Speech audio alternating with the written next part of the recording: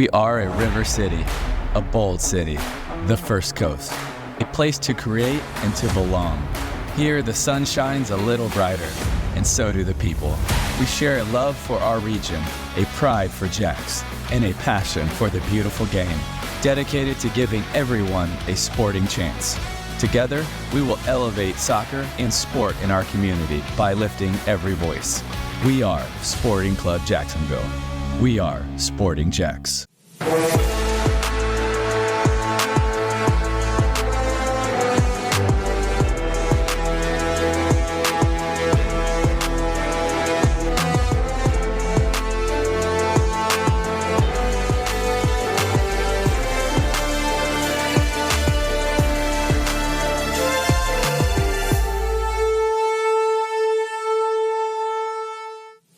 Hello and welcome into the Sporting JAX Report. Happy Valentine's Day to you. I'm Cole Pepper. Coming up, the Sporting JAX women's team responds to their first loss in 100 days, and what an emphatic answer it was. Plus, the men's team continues to prepare for the first public preseason match next weekend and the first USL Championship match on March 7th. We'll also take a closer look at some of the outstanding local high school soccer teams in our area who are battling for state titles. But let's start with the women's team, who had quite the week. Stacey Balaam's team came into last Saturday's match against DC Power atop the table and on an unbeaten streak that stretched back more than 3 months. With a midweek game against Spokane Zephyr looming, there was a lot to accomplish in a short period of time. So let's start with the matchup against DC. To Hodges Stadium we go. Third matchup between these two sides, each team winning on the opponent's home turf. First half, 34th minute. Good opportunity here for Paige Kenton, running in behind, looking for a 7th goal of the year. This one just pushed wide. It remained 0-0. That was the score at halftime. 50th minute now. Sophia Bowman set one in. Georgia Brown in the area. Center back trying to head it in.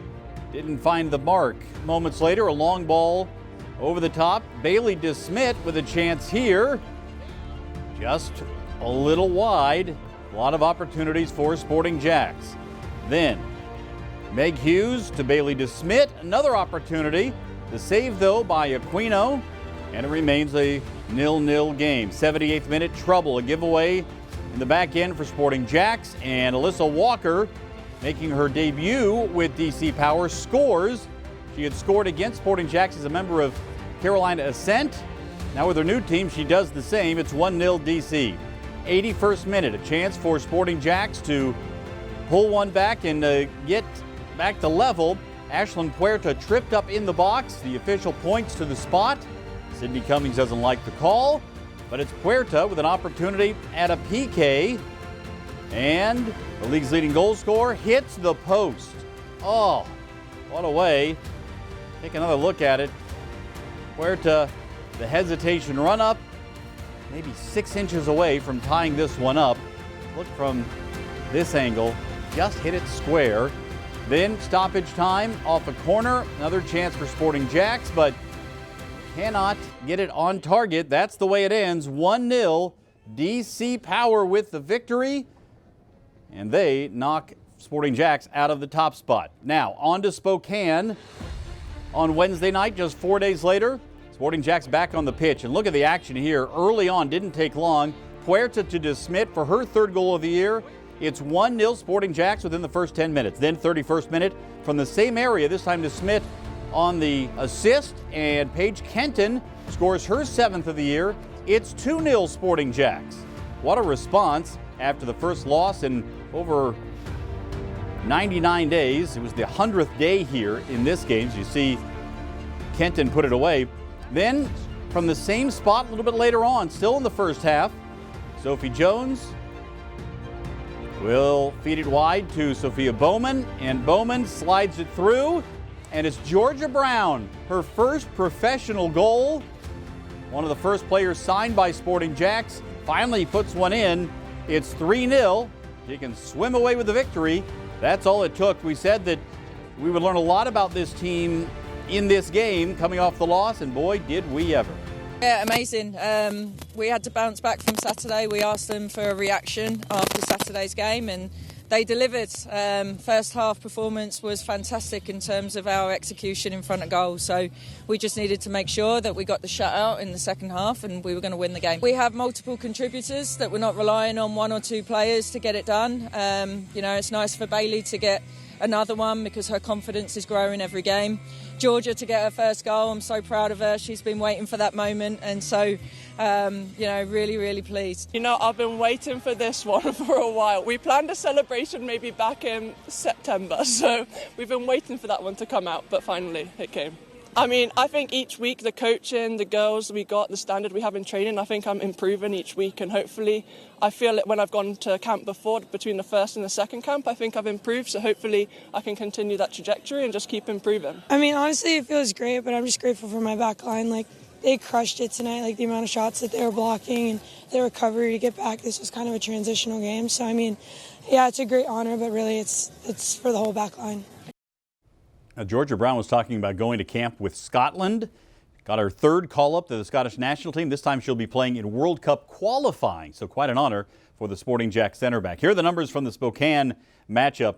The possession tells part of the story, but look at shots and shots on target. Spokane had more shots and fewer shots on target, just 3 on target out of 13 shots. Sporting JAX, 8 of the 11 shots were on target, and 3 of them found the mark. This was a dominating performance. Maybe, dare I say it, the best performance of the year so far for Sporting JAX. Might be able to contend that. It was very impressive in the win. So let's take a look at the Gainbridge Super League standings brought to you by Price.com. You see Sporting JAX with a victory over Spokane, jumping back up to the top of the table, 30 points. They will stay that way through this weekend. Lexington had a game against Dallas Trinity, second place against third place, that has been postponed because of the field conditions. A lot of snow, ice, and rain there in Lexington, so they'll reschedule that one. So they'll have a game in hand on Sporting JAX. But Sporting JAX, once again, atop the table. Remember, the top 4 teams in the league will make it to the postseason, which comes up later this spring. We now welcome in Becky Burley. Becky, we said after that loss to D.C. that we would learn a lot about Sporting JAX and how they responded.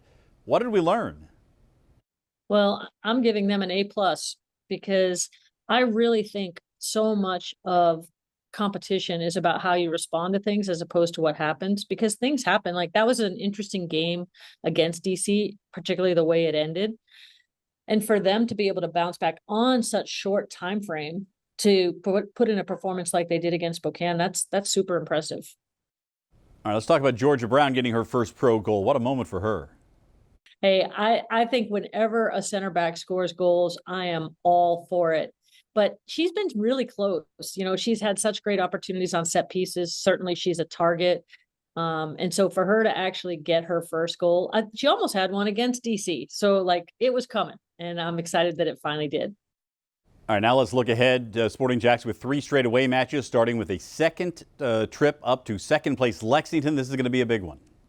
Yeah, that's going to be a tough one, but it's an exciting game because basically you're looking at some of the top teams in the league playing against each other, and JAX being on the road.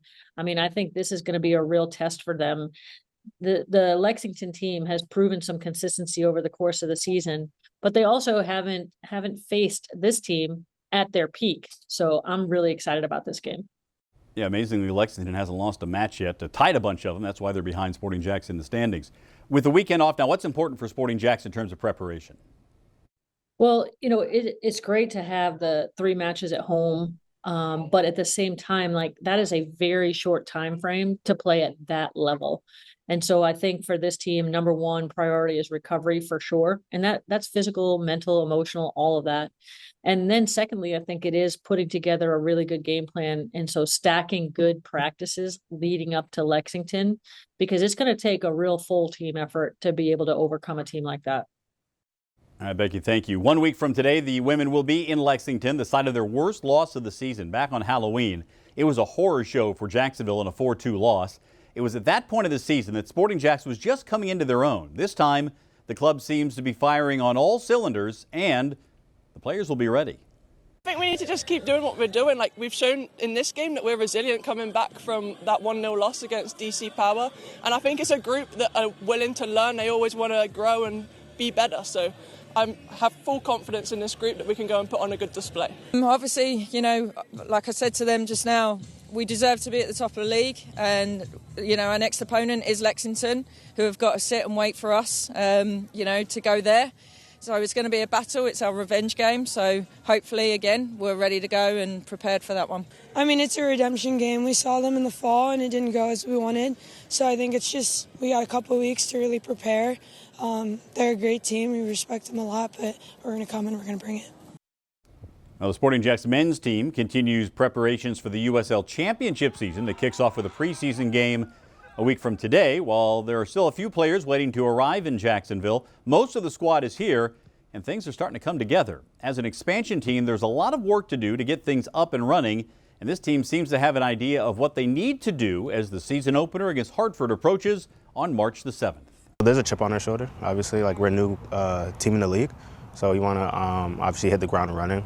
We're coming to win. We're not coming to just be involved, right? And we want to just give the fans, a show. You know what I mean? We want to have them enjoy every weekend coming to the games, and we want to win games. I mean, I can't wait. I love playing against Hartford. I mean, last year it was my favorite game. Scored a late winner against them when I was playing, so honestly can't wait. I mean, I'm expecting a win. I mean, that's what I want to do. I want to score some goals. I want the team to do good, but yeah, I mean, at the end of the day, we want to win, so that's the expectation. All right, let's take a look at some of the key dates for the Sporting JAX men's team in the USL Championship. February 21st, that's a week from today, preseason game against Charleston Battery. That game, you can only see it if you go to Hodges Stadium. Get your tickets online. More details on that coming up in just a bit. But that's a great way to start. Charleston is one of the well-established and well-run clubs in the USL Championship. That will be a tremendous test for Sporting JAX before the season opener. That regular season opener on March the 7th against Hartford Athletic. Again, an opportunity to measure yourself early on here. Hartford, not exactly a top-of-the-table club, but they certainly have put some things together. They made some moves in the offseason as well that could make that a very difficult opener for Sporting JAX. Then they'll go on the road for the first time, March the 14th, the following week against Rhode Island FC. This is a club in their first 2 years in the league. They went deep into the playoffs. They've had great performances. They have done things right from the beginning. They're one of the model expansion franchises in the USL Championship. That will not be an easy test. And then back home on March the 25th to take on Miami FC and start that rivalry with the other Florida team, Tampa Bay Rowdies, a little bit later in the schedule. We're going to see a lot of those teams from the Sunshine State playing here in the USL Championship, both at Hodges Stadium and when Sporting JAX goes on the road. That is what the first month, a little more than a month, is going to take for Sporting JAX. That Sporting JAX men's team plays the only preseason game you can attend in Jacksonville on February 21st against Charleston Battery. Before opening the season, you can save with the kickoff bundle. You get both games, both the preseason game against Charleston and the home opener against Hartford Athletic at one low price. Bundles start at just $32. Call 904-863-KICK or visit sportingjax.com to get your kickoff bundle today. Still ahead, what to know about putting in a perfect cross. Emerson Burris on the pitch with a player breaking down the technique, the vision, and the repetition it takes to deliver in the box. That's straight ahead as the Sporting JAX report rolls on.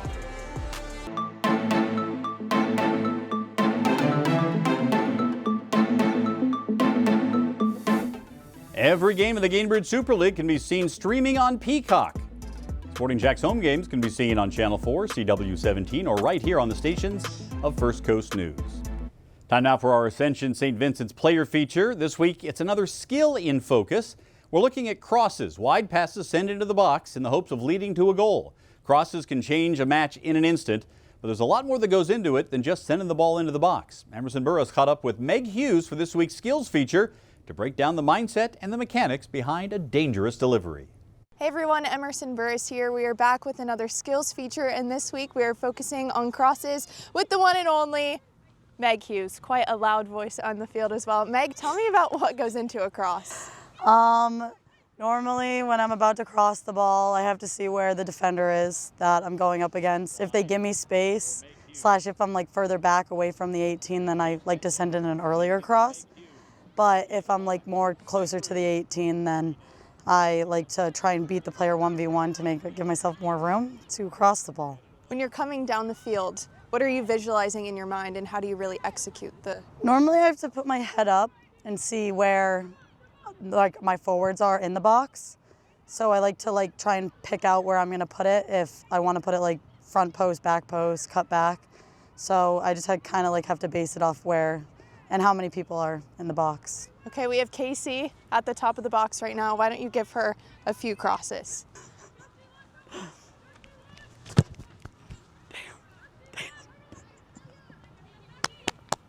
Beautiful. If you were to give some advice to kids that are looking to work on their cross and perfect their cross, what would you give them? Just continue to do a bunch of repetition with it. I think the more I've been able to cross it and just continue to do it, the better I get at it.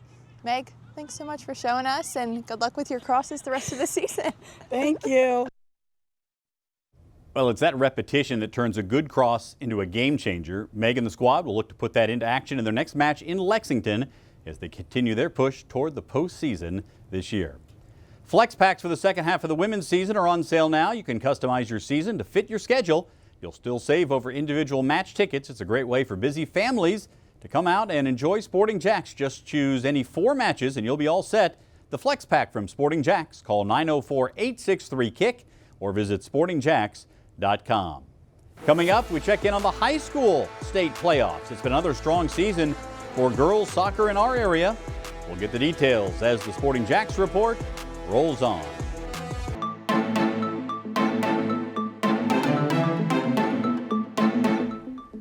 Do you have your Sporting JAX kit yet? The shirts, the hats, the scarves, the sweatshirts, all of the merch is there.